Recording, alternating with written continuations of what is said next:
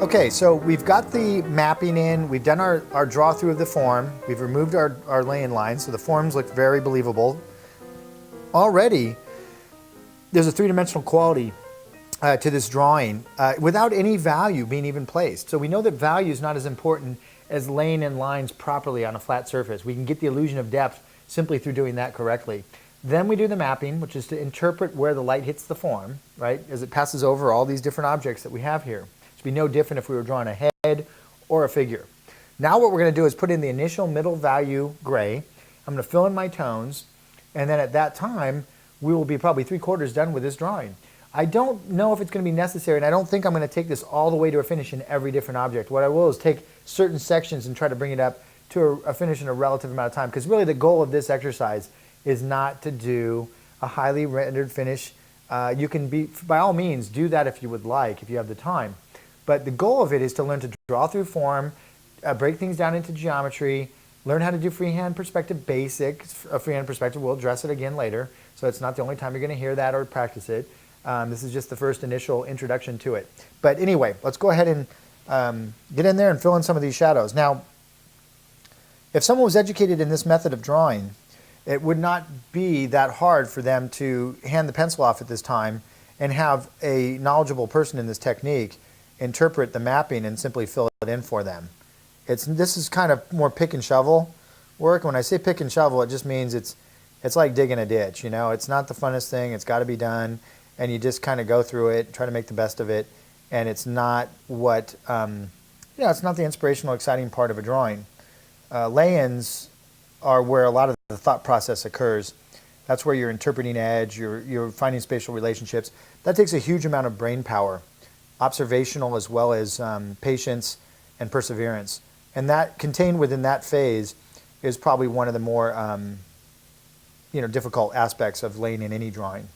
Once the laying has been done successfully, laying in the shadows and bringing it up to a full value finish is still difficult, but it's a different kind of difficult.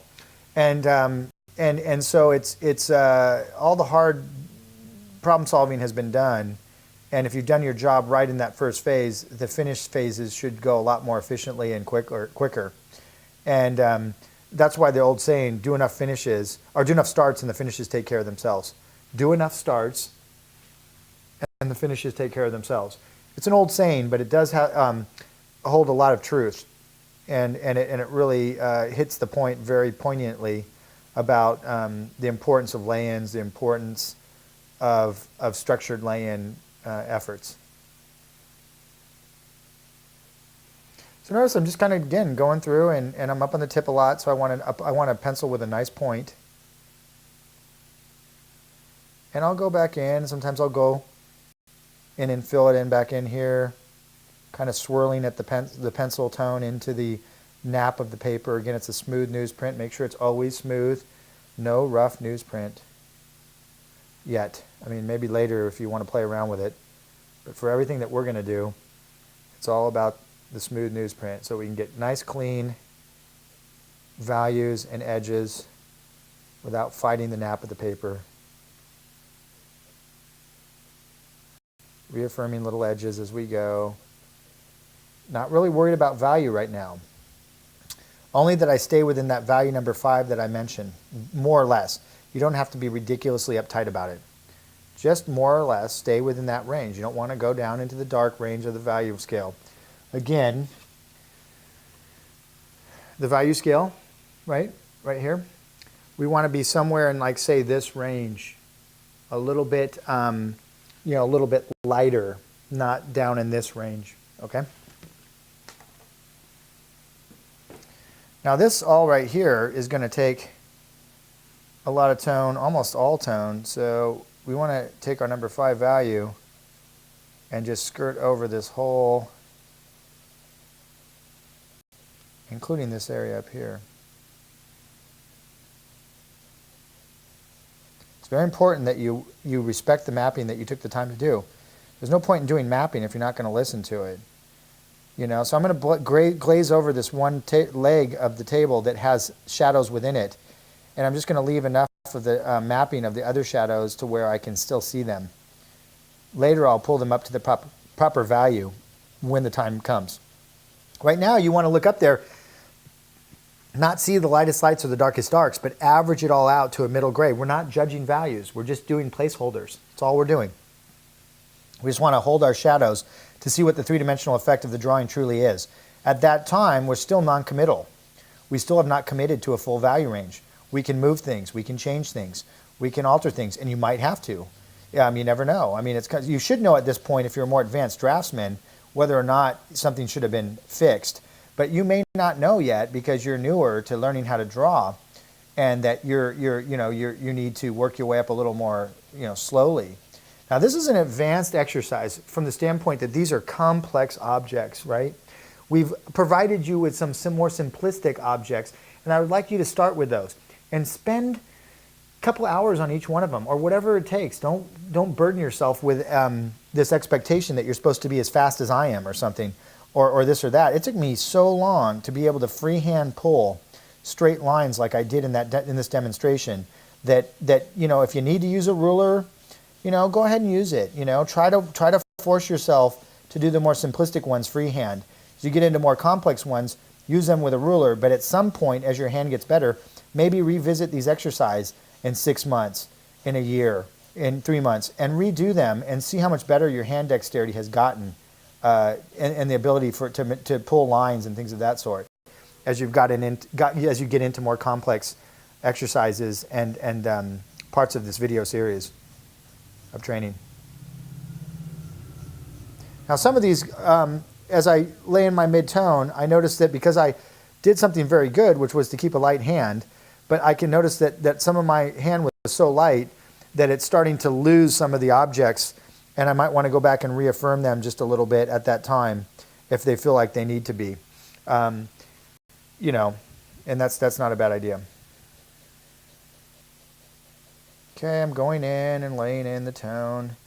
I notice that this one needs to be reaffirmed. I'll do that. Reaffirm maybe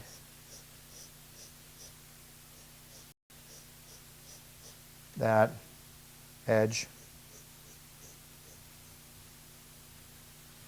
You grab a ruler real quick too if you've already done it freehand once, just so that we don't waste time. Again, it's not like I'm in a really big hurry, but I want to make sure that we stay efficient with these exercises and don't make them ridiculously over the top. These are fundamental concepts. They need to be understood. They need to be practiced, but they're simply stepping stones on the way to other exercises. Now, this is an important stepping stone. Don't get me wrong. I don't mean that you should blow past these. Take your time. Try to be very patient with the process. Try to have faith in the process. Every once in a while, you can jump ahead and look at some of the teasers of future projects, future exercises, so you can see the complexity level that you're heading towards. And hopefully that will allow you to be inspired to do these, because this is stuff that we all had to do. And this is stuff that I feel really strongly. As I demo it now, it's challenging. It's not simple. Just because it's fundamental doesn't mean it's easy. Sometimes the most fundamental concepts can be the most difficult. And it's kind of like a Zen thing, or it's like martial arts, sometimes you don't realize the importance of those fundamentals until you're in the heat of battle or a sparring or something, and you have to capitalize on all those fundamental things that hopefully have been ingrained when you were training as a newer student. I found that as a professional, there is no lost effort. If the effort was done correctly and well, that effort will pay dividends later. And after a while, you don't need people to convince you of that. You simply understand it, you simply live by it, and you understand that particular concept, and you don't look for a quick way out, a quick way to get past these fundamentals, a quick fix.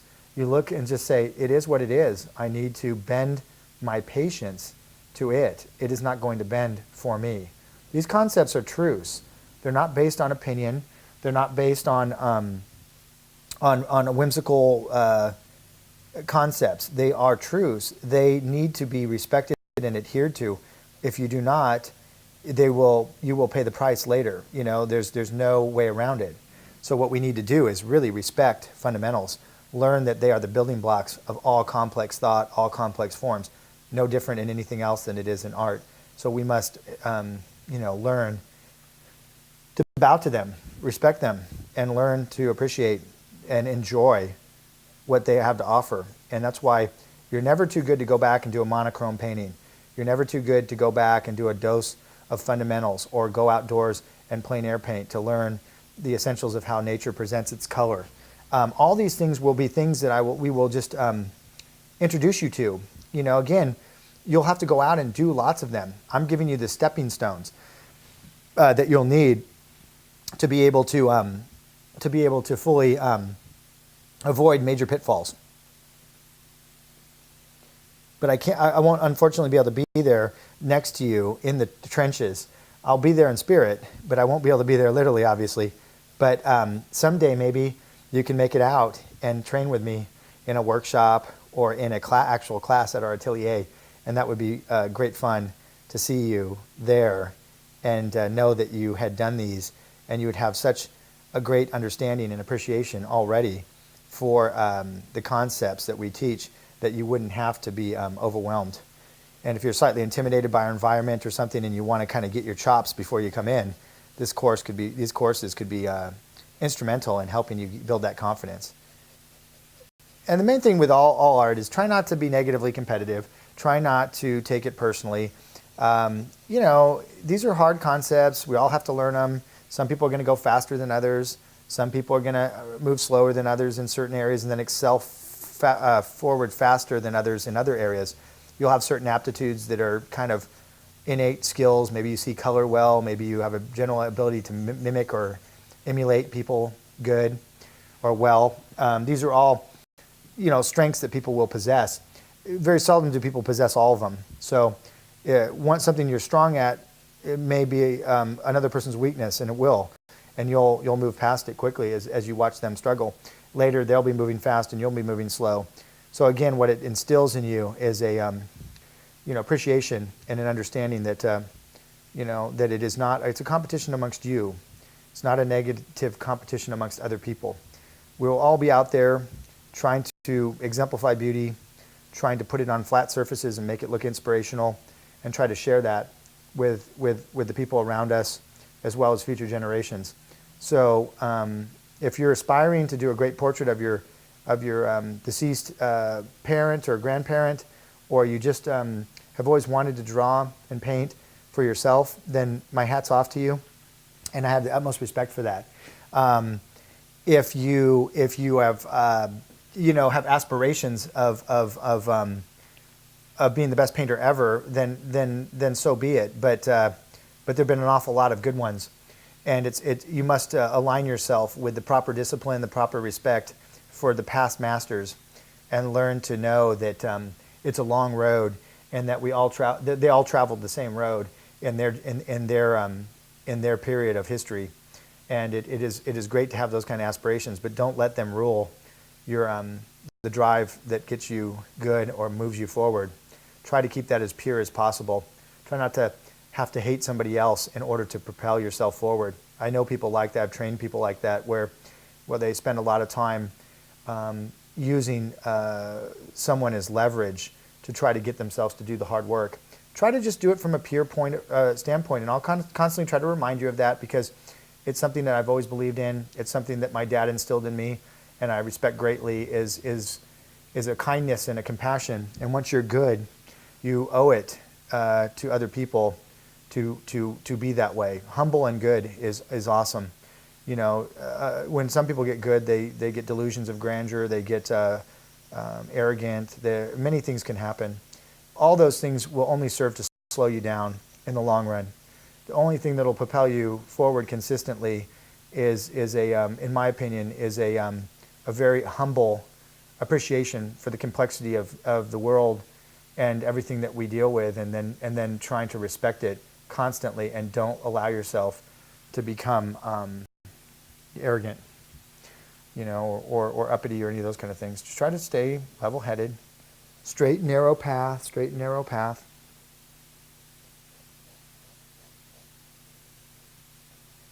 Yeah.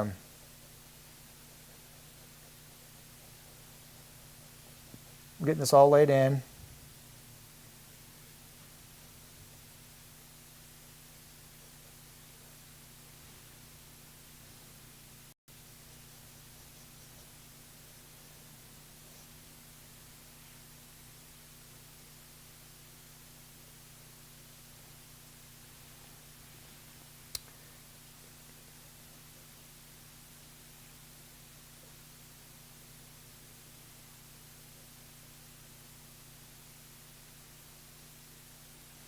Almost done here with the first stage of the shading, which is the mapping and then the insertion of the middle value, number 5 gray, at which time we will reassess our three-dimensional feel and whether or not we want to move something or change something before we commit and go forward with our full value finish on areas, right? We're not going to do the whole thing, but I'm going to probably pick something over here, some of the different patinas, some of the different things that we need to render and render a little bit. Rendering is the ability to take something to what we consider a finish. Now, different levels of rendering there are different for different people. Some people find that what one person's finish might be another person's lay-in. The parameters range greatly, and it depends on your interest and what your goals are, where you work, what you're working towards, what you want to express. You should be able to paint or draw in an incredibly rendered style, but also you should be able to indicate well. You should have a great range. And that's something that we want to develop is a great range and not just be limited to a very compartmentalized area of working or a certain style. So ultimately, we're going to work in a very confined, strict manner in order to free ourselves up to totally embrace all different levels of finish. Okay? So we've got this pretty much laid in, and I appreciate you being patient and watching all this.